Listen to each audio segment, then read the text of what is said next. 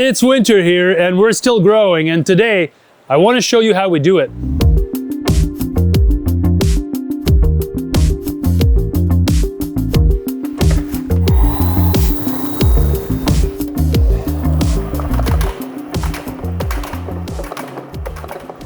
All right, so one of the first principles to follow to make winter farming economical, which is, it's really important, is to use simple shelters. So, a greenhouse like this one is not so simple. We use it a lot to grow tomatoes in the summer, but it's not heated or almost not heated in the winter. So it's just having, a shelter. Basically, that's what it is, but it's doubling them. So we have another greenhouse inside the greenhouse, and that's really where it starts to pay off. So this is a simple tunnel that I open and close at night, and it allows me to keep all the temperature, the radiant temperature coming from the soil. And so this is a not very expensive way to just add layers. And this is obviously more, I would say, robust than just a row cover, but row covers work. The idea is to multi-layer with structures that are not expensive. And that's really important, because when we're talking about winter farming or growing in the winter, we're not talking about, growing tomatoes in a high-tech greenhouse in the winter that's heated at optimal temperature. We're growing under low light, we're almost no heat or not heating at all. And the fact that the structure is simple and economical is what allows us to make a profit with these veggies. The next factor to consider is, it's not really the cold that we're fighting against, it's the low light environment. So after, November, light becomes under 10 hours a day, and that's what we're fighting against. And so the planting dates, when we establish all these greens, is really important. And so having the right dates for each of the different crops is really critical, because 10 days later, you just don't have the plants that are grown enough, to give. And so working with the calendar, re-engineering the dates for each of these crops in your light condition is really critical to the process. So you see, as an example, we have here, this is a nice celery, really nice. This is a Chinese pink celery. This one was 80 days before mid-November.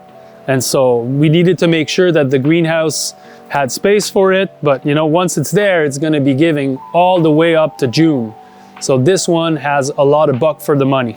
Next is the importance of choosing the right varieties, like the ones that are really cold hardy, can take major frost and just perk right back up. And working with the biology of plants is really amazing, and that's really where the key is. Because when we're already working with cultivars and with varieties that are cold hardy or frost hardy, it makes it easy just to have simple systems. And like the number one, our workhorse is spinach. Spinach is where, we can grow spinach year round, even if temperatures are below frost most of the winter. The only thing is that you need to have a setup where you have a shelter with plastic that makes the crop thaw. And so, it becomes alive again, even after hard frost. And then it develops all its sugars. It becomes really sweet and tender. So these spinach are world class because of the cold. And that's really, again, working with the biology of the plant allows us to make it possible. So by the way, I have a big announcement. I'm super excited. The Market Gardener Institute is releasing a course on winter farming this week. The course is 2 years in the making. It's all the high-level information that we've tracked at FQT Farm for all these years. It's for anyone that wants to deep dive into winter farming, getting all the right knowledge so that they can be on the right track. The course is there for you. I'm really happy with it, and I think it's going to have an impact on your farm. So you can try it out. All the information obviously is on the site of the Market Gardener Institute. And I'm really pleased that I can be a part of people's journey in winter farming. I'm a strong advocate for it. I believe that it's kind of the future of small scale farming is growing year round. I've been thinking about this for so many years, doing it for so many other years, and I'm just happy to be sharing what I know about it.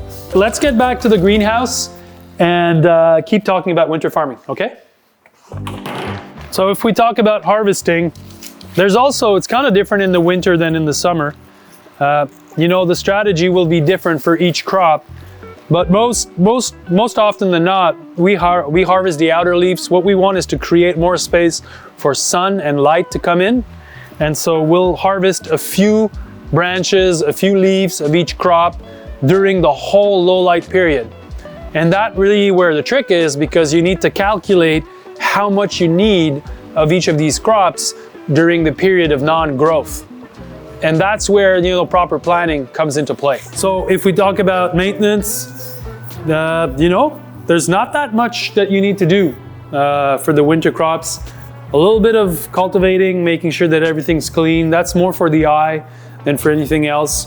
Some watering, but you know, all the tools that we use in the market garden in the summer, they're obviously just like super well adapted for inside growing. But I would honestly say that there's not that much work implied in the winter, except for watering occasionally, for harvesting once or twice a week, and for shutting and opening, you know, your mini tunnels inside your tunnel. That's basically it. Again, the success of the project is to establish everything at the right timing and with the right spacing and with the right cultivars. That's really that's what the game is. There's also the selling part, and you know, that's also important. I think, you know, restaurants are really into this because of the quality of the greens that we're pumping and because we have all these root veggies. But you know, going every week to a farmer's market with fresh greens in the winter is also a game-winning strategy. Going your CSA, perhaps going every second week, having all your storage crops with some fresh greens. A lot of growers are doing this, and that's proven to be successful. I guess the bottom line is that you want to keep having sales throughout those 3-4 months of the winter, and that will help you in your bottom line. And these are not the months where you're working the most. These are you're harvesting, which, you know, that's where the money is in market gardening. So I'm a big believer in that.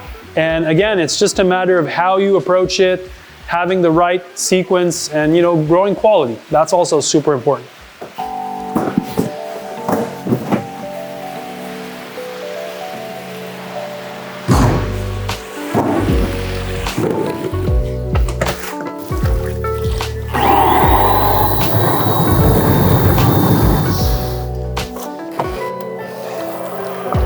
If you want to see a complete list of all the cultivars that we're using this winter, you can check out this video. Otherwise, I hope you're well, farm on. See you next time.